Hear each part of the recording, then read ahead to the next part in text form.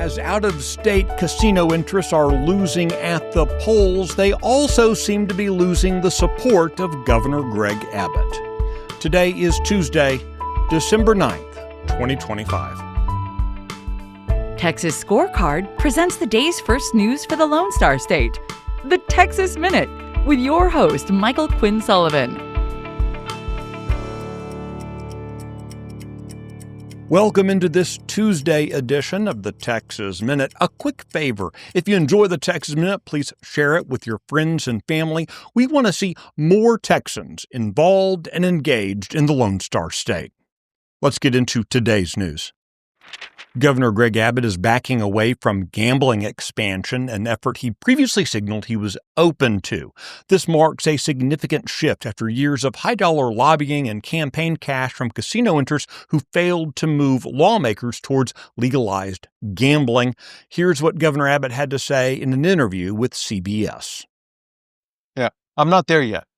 I'm simply not there yet. Why not?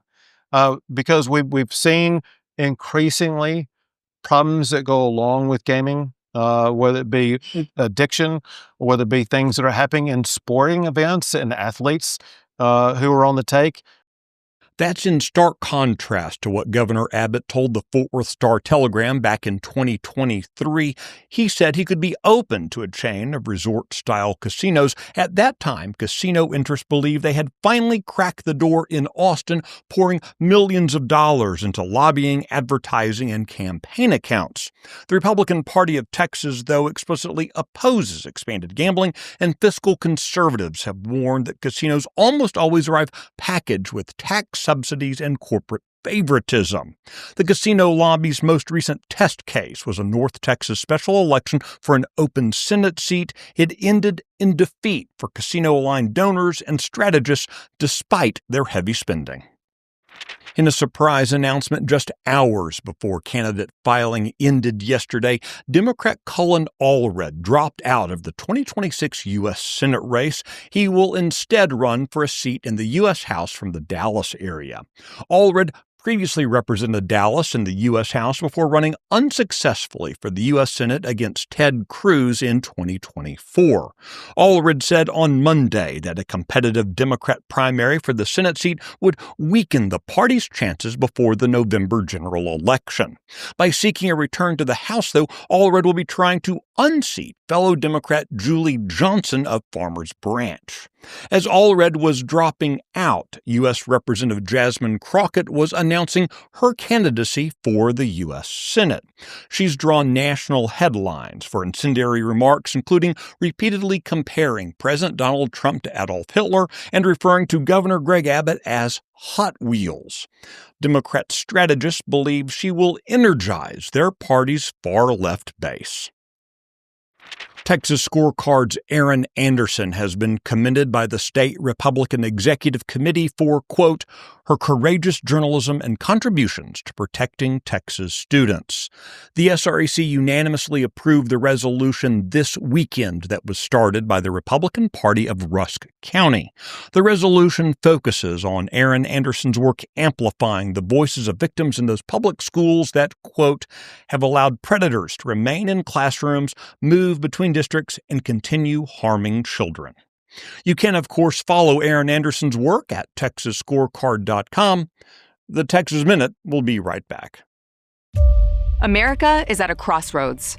Now, more than ever, Texas must step up and lead the country. We don't have time to mess around. The only way to save America is with a strong Texas. You and I know this, but so do the enemies of life and liberty. Therefore, you and I have no choice but to stand up and fight. I'm Sarah Gonzalez, and to the enemies of liberty, I say, come and take it.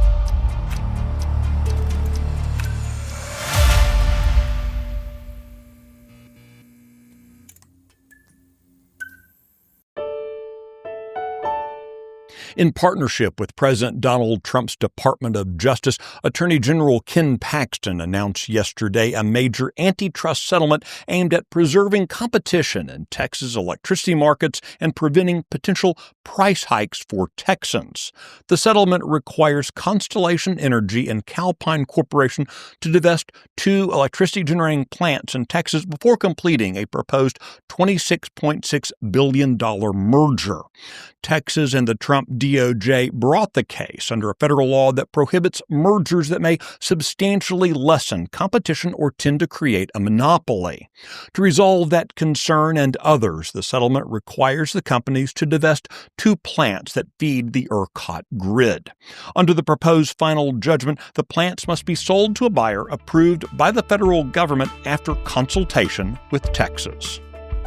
You can find details on all the stories mentioned today and keep up with the latest news by visiting TexasScorecard.com. This edition of the Texas Minute was based on the original reporting of Brandon Waltons and Sydney Henry. The producer is Nick Shepard. I look forward to seeing you out around the Lone Star State.